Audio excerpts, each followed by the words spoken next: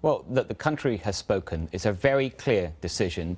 The people have issued their instructions to me, to the rest of the government, to Parliament, and my job now is to focus on delivering those instructions and making sure they work. And I think they can work for the country. We can make them work. I know, but you and your allies promised this country, said to this country, that if we vote for Brexit, there was going to be a brutal punishment budget, taxes were going to go up, spending was going to be slashed. When is that going to happen?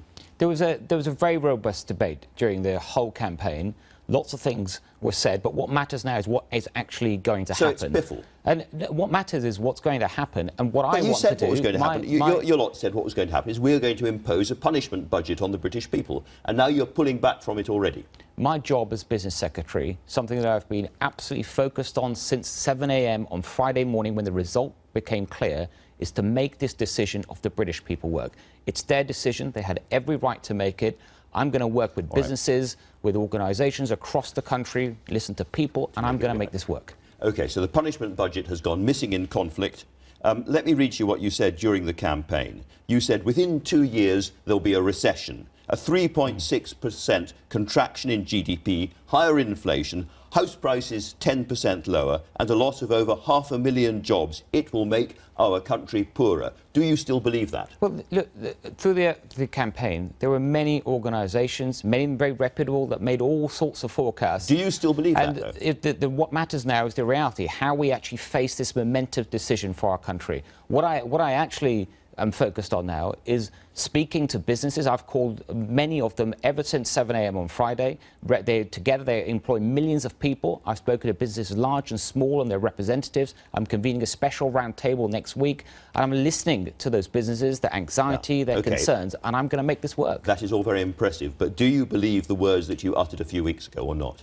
What I believe is the reality that's in front of me, which is the decision that's been made. Look, I'm asking you whether you think we're heading for a recession and the loss of 500,000 jobs. It's not an insignificant question. I think if we all work together, we can avoid many of those things that were forecast. We can work together. We've got a chance to do that. And I've been reassuring business, and there's lots of reasons. So you were part of Project Fear. You were warning people with things that are not going to happen. You were, as it were, being dishonest at that time. You were saying this is going to happen, there's going to be 500,000 jobs lost. Now you say, actually, no, it's going to be fine. I don't think, look, I don't think anyone during the campaign, I think there's things wrong to accuse anyone of dishonesty. It was a robust campaign. There are a lot of emotions on all sides. The campaign is now over. People have made up their mind. That's their right, and the instructions have been issued. And we've all got to now pull together, no matter what side you were on the debate. Now, I lost the argument, you did. But we all come together to make this work for the country. Are you saying, when you were on the Today programme, and you said that house prices were going to fall, we were going to lose 500,000 jobs in this country, GDP was going to go down by 3.6%, and we were going to head for a recession if we left the EU. Were you just being emotional? Did you mean it?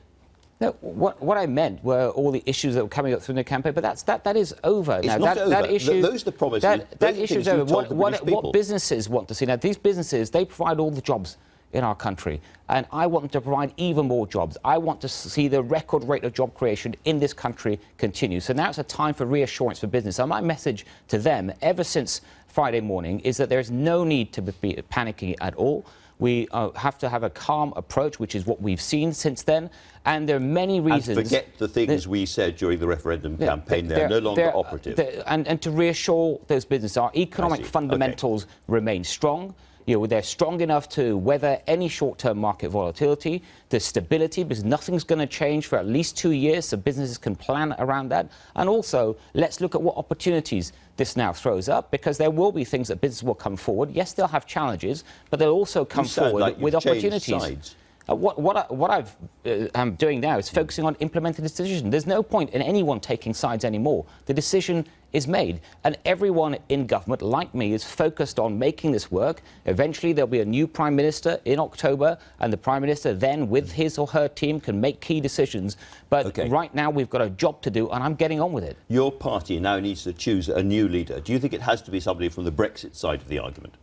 I think our party has lots of talents. The people that are on both sides of the argument that so it could be Theresa May. It could be somebody on your side of the argument. I'm not going to guess who it is, but I think that's a decision ultimately that the MPs will first make, the Conservative MPs, then the party at large will make. But I think the good thing for the Conservatives is that there is lots of talent in the party. There'll be, I'm sure, lots of people to choose from. The Prime Minister said he couldn't do it because he didn't believe in the way the country was now going to go. And he talked about putting a bomb under the British economy. But you and your colleagues will put that bomb under the economy and press the trigger. I think what all our colleagues are determined to do is to make this decision of the British people work. Whoever becomes Prime Minister in October has momentous decisions in front of them to make. They've got to carry the whole country with them, not just the Conservative Party, but the opposition too, other political leaders, businesses, people, all sorts of organisations, and that's going to be the job, and it's a momentous job, and we have the talent in the party to do that. We move on very quickly in politics, but this has been a terrible, terrible few days for the Prime Minister, in a sense a personal tragedy. I know lots of people are critical of him, but nonetheless, a few words about the Prime Minister who you know well. I'm very sad with what's happened. He's been an incredible Prime Minister. He's been a great Prime Minister. If you just look at his achievements, he brought our economy back from the brink over the last 6 years.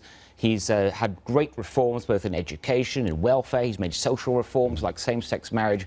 I'm very sad to see him go. In fact, I think it's fair to say people out there I've met since he's made this decision, just yesterday in my constituency, people coming up saying, look, I didn't vote for him, but I was proud to have him as my Prime Minister. It's a big change for the country, and they're going to be big shoes to fill for anyone. When should we trigger Article 50?